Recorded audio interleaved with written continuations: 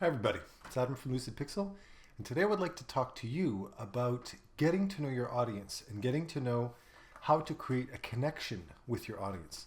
Now for visual artists, what I'm going to be sharing with you, not all of what I'm sharing with you might be relevant because depending on the type of artwork that you produce, your artwork might be a little bit more performance-based or less performance-based. And what I mean by that is if you're doing fantasy art for games, for films, for trading card games or something like that, something where you have to get into the performance of your character and paint that, that's very relevant. However, if you're doing something more, if you're more of a graphic designer or somebody who does artwork that's a little bit more design based in that sense and less focused on character performance and stuff like that, that particular facet of what I'm going to talk about might not be as relevant.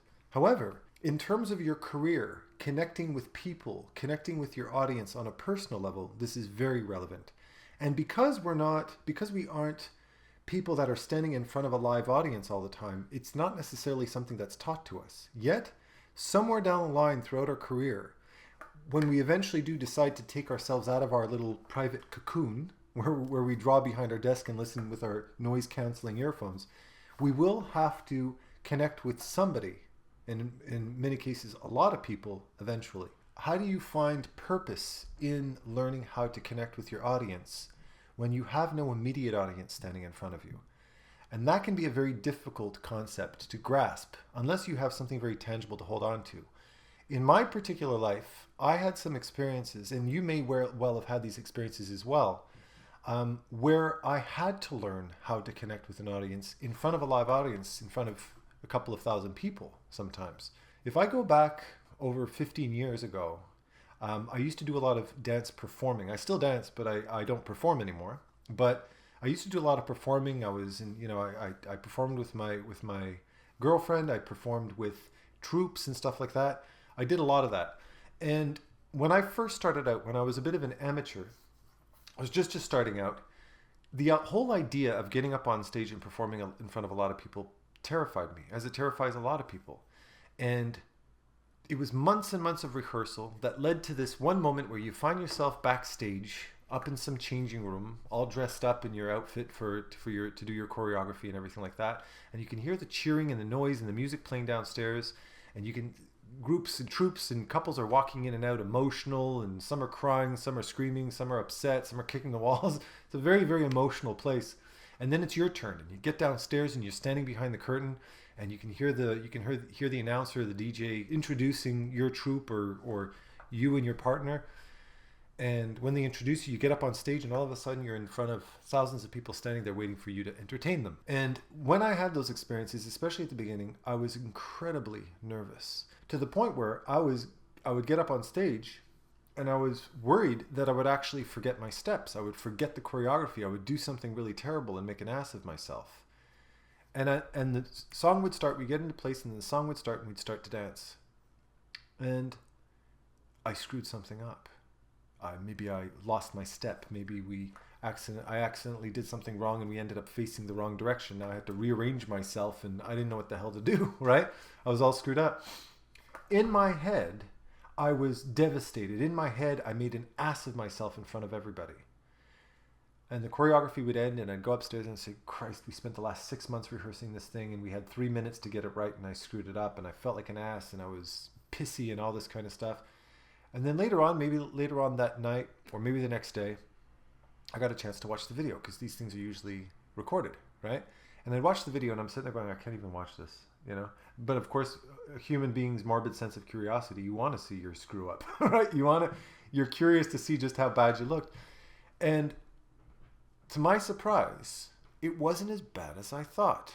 I thought in my head, I tripped and accidentally elbowed my partner in the eye, and she went flying and knocked off a table, and a glass went flying across and then smashed on the ground, and somebody else slipped on the drink and landed face first in the glass and was cut up and was screaming around, and then somebody's shish kebab got flung off and she caught fire, so there's this flaming woman running around, and I'm just standing about going, oh my God, what did I do?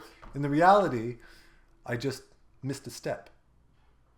You could hardly even tell. And if I actually put that in the context of my audience, they couldn't even, how could you even tell I screwed something up? Maybe a little blunder or whatever. But you could hardly tell I did anything wrong, except for one thing.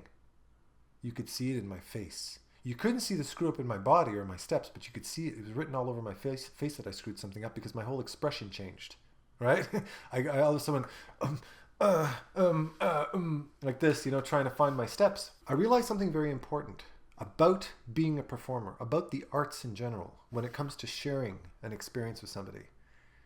When I was new to the whole element of performing, there was one big factor standing in the way, A, of my performance, and B, of my confidence, and that was my own ego.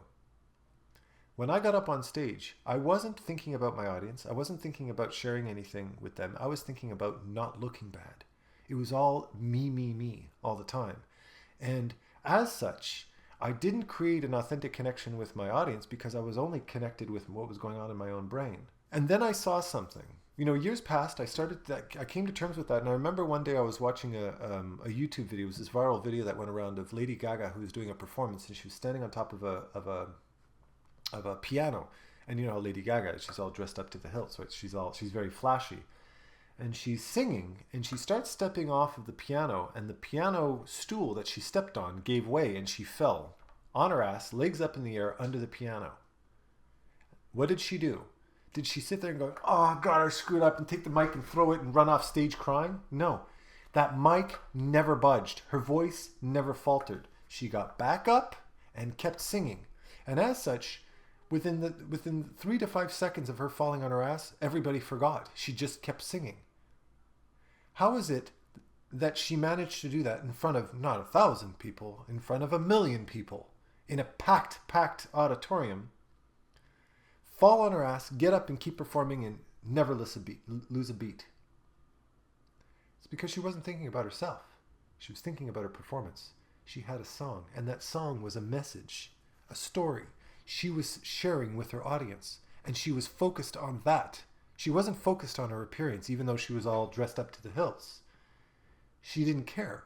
To her, it was about the message. Because the message didn't falter, her song never faltered, and she never faltered, and nobody felt any discomfort seeing her fall on her ass. Maybe a little bit, but not nearly as much as it would have been had she got on all emotional and lost her shit. I learned something valuable at that moment, and I also learned something else at the same time. Take two actors, two of my personal favorite actors that I absolutely love.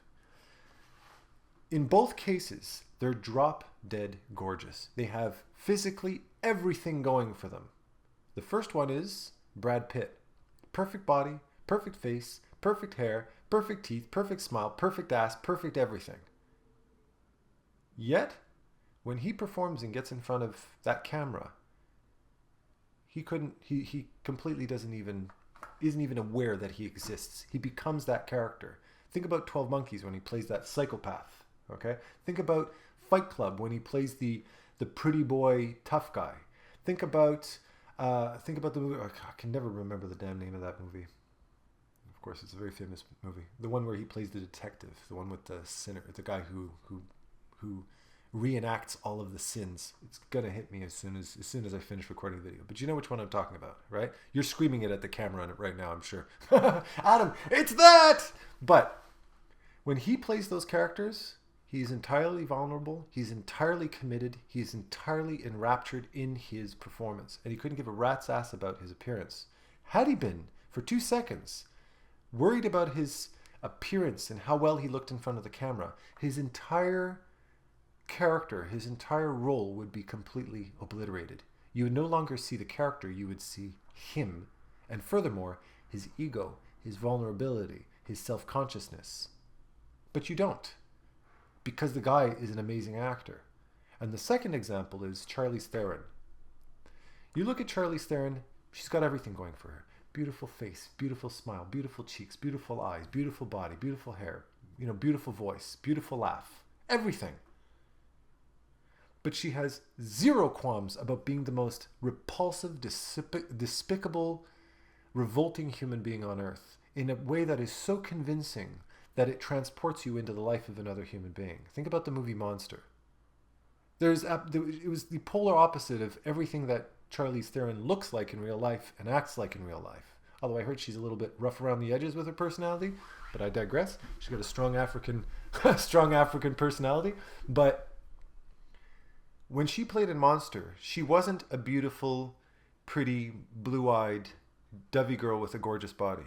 She was a crackhead prostitute who'd been raped and abused by thousands of men. She was abused to the point where her brain snapped and she became a serial killer. She was desperate for the attention of her lover.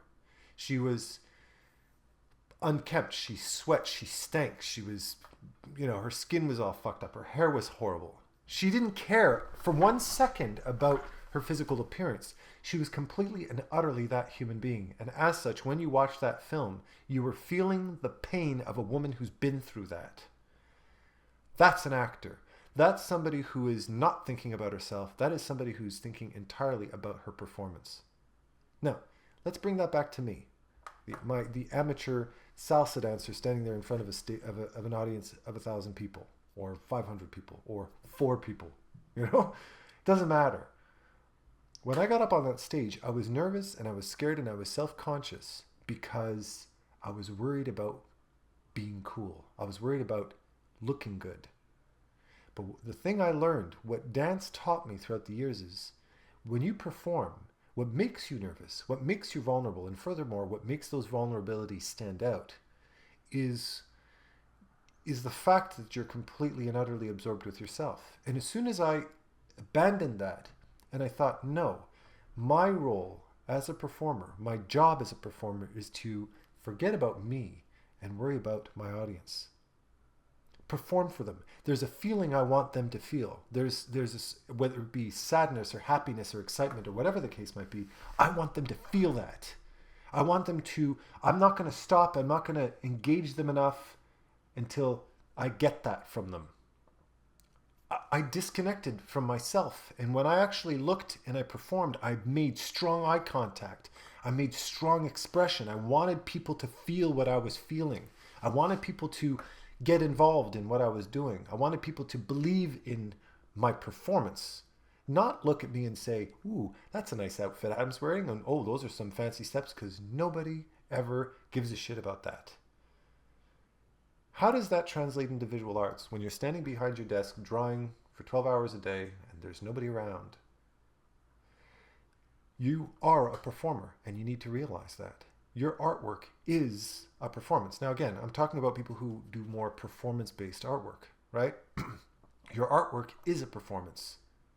Yet so many artists, if you look out there and you look at this, the thousands and thousands of illustrators and concept artists that are technically fabulous, that are even artistically fabulous, but they're missing an ingredient, and that is the performance. They paint characters based on the motive of doing something that looks cool, doing something, a warrior with cool armor and cool hair and a cool expression and a cool beard, right? And a cool sword.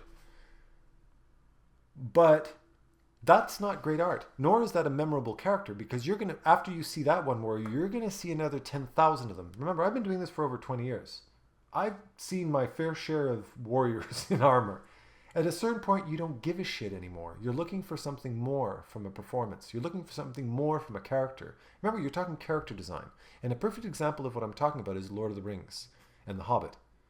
If you look at, one of the reasons I've mentioned this many times in the past, and I still do to this day, by the way, all the behind the scenes, the extended DVDs of Lord of the Rings and The Hobbit. I can't get enough of that. I watch it over and over and over and over again. Why? Because of how authentically the costume designers, the makeup designers, the concept artists, the illustrators, the set designers, the cinematographers, the you name it, everybody involved, the armor smiths, the weaponsmith, the armorers and the weaponsmiths, okay? Every single element in that film had authenticity built into the roots of it. The costumes would have details that you wouldn't even see on camera, but it helped enhance the performance. It helped the actor feel their character more authentically. Every element that was put into that film was designed around the artistry of creating reality. And that's what I'm talking about. That's the magic ingredient that makes something memorable. Think about Aragorn. Who is Aragorn? Well, he's a ranger. He has a bow and a sword. He wears leather gloves. No, that's not who Aragorn is. If that's who Aragorn was, you wouldn't remember from Hole in the Wall. If that was Aragorn, then he wouldn't be a main character. He'd be an extra running around in the background flinging a sword.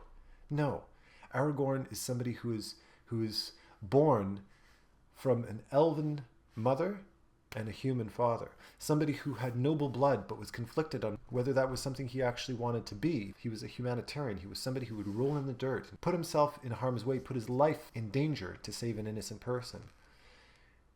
His attire was a reflection of that. There were small remnants of his elven background, his rings, some of the clothes that he wore.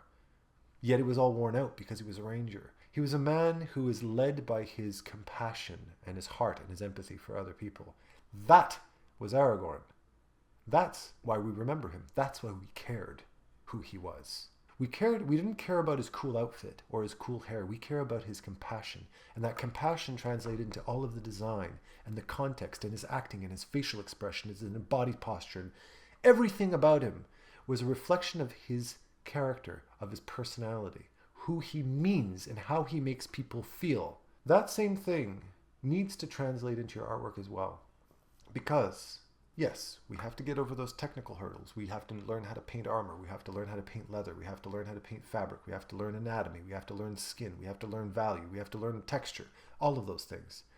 But once you get past that obstacle, start to bring life and story and narrative into your work. Because that's where the real magic happens. And furthermore, that's how your performance is going to connect with your audience.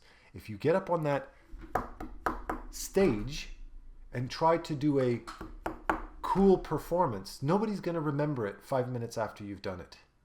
But if you get up on that stage and you put your heart out on that stage and you perform for your audience and you create a memorable, meaningful character that has a feeling and a backstory, your audience will remember your performance and love your work and love you for it, because it's a reflection of who you are. If you think about my Demon series, I was worried how people would receive that. And then I thought to myself, no, I want this to be real. I want this to be authentic. I want to go all the way with my performance with those characters. Uncomfortable the situation, this whole thing about demons is the fact that they live in a world of discomfort and pain. So I didn't only paint them, I also described those personal events in my life that led to inspiring these particular characters, those feelings that led to that design. I was doing so at the risk of people writing me back and saying, Adam, that is a little bit over the top. You're kind of a little bit woo. None of that. The number one comment I got was not even on the painting itself. It was, I loved hearing the backstory of these characters. I found that the most interesting part. And I went, that goes to show how as a performer, don't take your goddamn audience for granted. These are educated, empathetic, insightful people, and you have to hit them in a place that helps them appreciate not only your depth but their own depth as well. You have to hit them in the heart, not the eyes. The eyes come and go very quickly. The appearance of your characters comes and goes. Like they say, nobody will ever remember what you say, but they will always remember how you make them feel. And that is the essence of being a performing artist, whether it is on a stage or standing behind a computer desk. All right, so hopefully you enjoyed my talk. Remember, I have an online mentorship. I'm currently fully booked, but I'm going to have a few spots opening up in the next 3 weeks, one at a time. So just get in touch with me if you want to reserve a spot for yourself. And remember to like and subscribe. Thanks for watching, everybody. Take care.